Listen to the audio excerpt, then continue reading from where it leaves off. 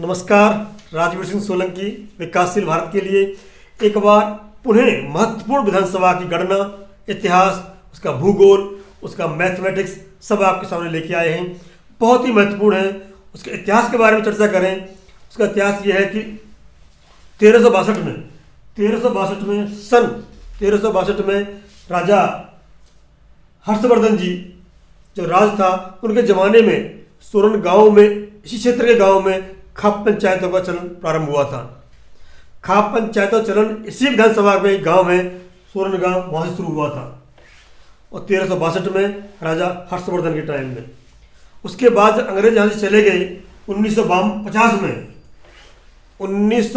में अंग्रेजों के जाने के बाद पुनः एक बहुत बड़ी पंचायत हुई और वो थी समाज सुधार के बारे में। समाज में जो तमाम कुरीतियाँ व्याप्त थीं उनको दूर करने के लिए 1950 में महत्वपूर्ण खाप पंचायत हुई थी। उसके बाद आज तक विभिन्न खाप पंचायतें होती रही हैं। कई बार उंगली भी उठती हैं, पर समाज में सुधार करने के लिए, समाज में उत्थान के लिए खाप पंचायतें होती रहती हैं। आपने इनके बारे में बहुत कुछ सुना होगा, पढ़ा होगा।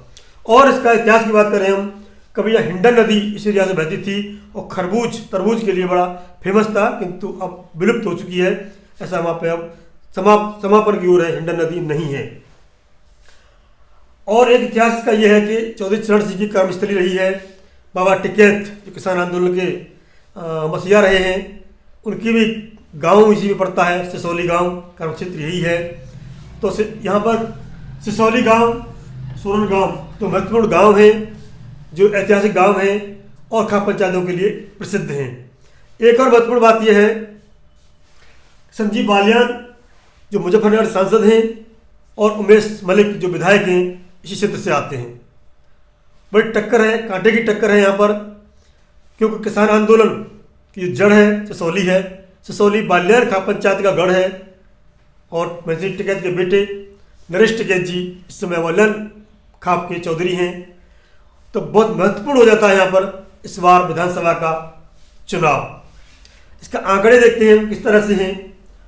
दलित करीब 30,000 हैं, ब्राह्मण 25,500 हैं, मुस्लिम 70,000 हैं, जाट 63,000 हैं, गुर्जर 31,832 हैं करीब, सैनी 4,500, प्रजापति 2,000, पाल 4,500, कश्यप 28,000, वाल्मीकि 7,000, लोधे राजपूत करीब 2,000, सुनहार 5,500, कोरी नाई इत्यादि 3,000।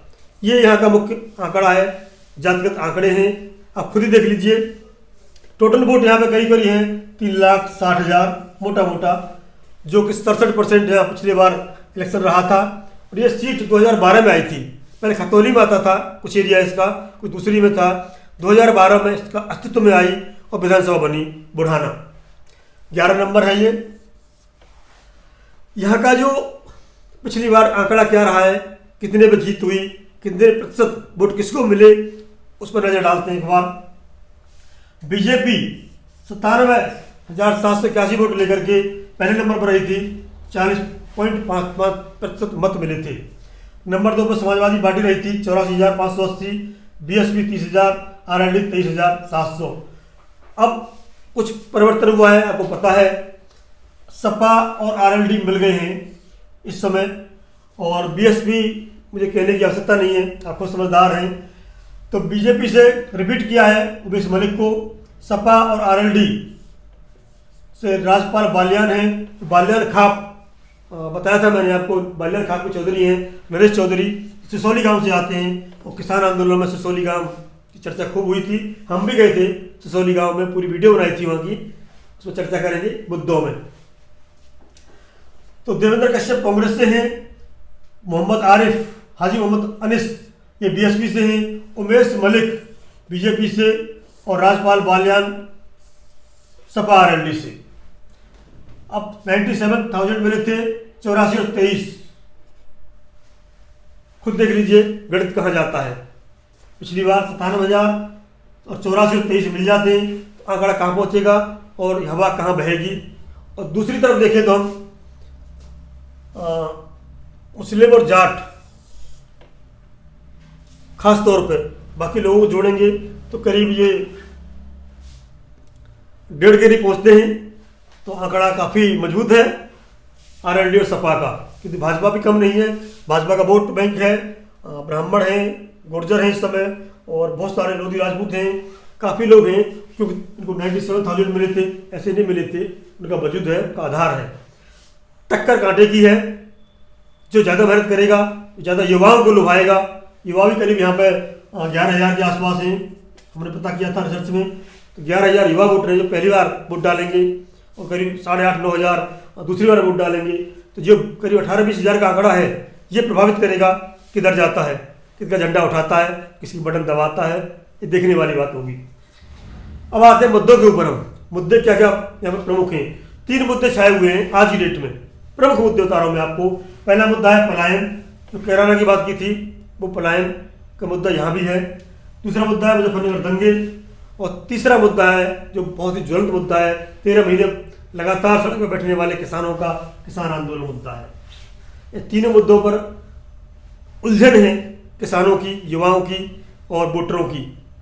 अपने अपने हिसाब से प्रत्याशी लुभा रहे हैं, मुद्दा उछाल रहे हैं, और वोटरों को समझा रहे हैं अपने फेवर करने के लिए। एक यहाँ पर बजाज हिंदुस्तान का गन्ना मिल है, तो वहाँ पर भी कुछ इशू हैं लेन देन के, वो हम गए थे, जो बताया था लोगों ने, ज़्यादा प्रभावित था। मतलब ये दंगे हुए थे जो मुजफ्फरनगर के, तो एरिया ये क्षेत्र सबसे ज़्यादा प्रभावित रहा है। मुजफ्फरनगर दंगों में बुढ़ाना का क्षेत्र सबसे ज़्यादा प्रभावित हुआ था, ये वहाँ का इतिहास बताता है। तो किंतु किसान आंदोलन जो हुआ, तो ये मुद्दा डूब गया, ये मुद्दा शांत हो गया, और सभी किसान जाति धर्म भूल करके एक हो गए थे। कई बार वीडियो दिखाई थी हमने आपको, और भूल गए पुरानी बातें, नए विकास की ओर, नई राह की ओर चलने के लिए तैयार हुए थे। तो ये तीनों मुद्दे कितने प्रभावी रहेंगे समय बताएगा। जब मुजफ्फरनगर दंगे हुए थे, तो बीजेपी का कहना है 400 लोग करीब जेल गए, और कई लोगों की पैरवी हमने की और उनको छुड़ाया, निर्दोष थे वो, उनके लिए बाकी पार्टियों ने कुछ नहीं किया।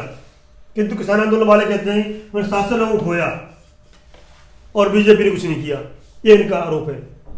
बीजेपी का आरोप है पलायन और मुजफ्फरनगर दंगा, निर्दोष 2 लोगों को फंसाना, और विपक्ष का आरोप है कि हमारे किसान 700+ शहीद हुए किसान आंदोलन में, बीजेपी ने कुछ नहीं किया।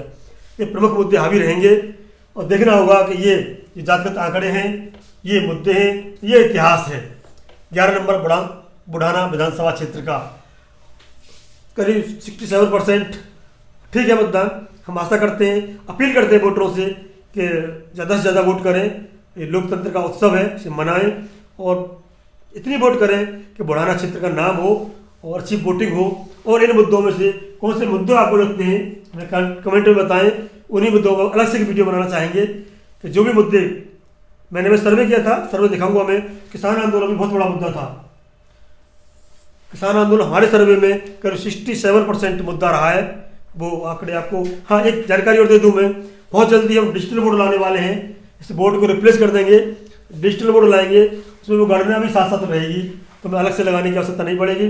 बस आप हमें ऐसे ही आशीर्वाद देते रहिए, उत्साहवर्धन करते रहिए, और हमारे चैनल को सब्सक्राइब अवश्य करें, वीडियो को लाइव शेयर करें, जिससे और अच्छी वीडियो आप तक पहुँचा सकें। नई विधानसभा, खास विधानसभा को लेकर फिर उपस्थित होंगे आपके सामने। तब तक के लिए जय हिंद, जय भारत।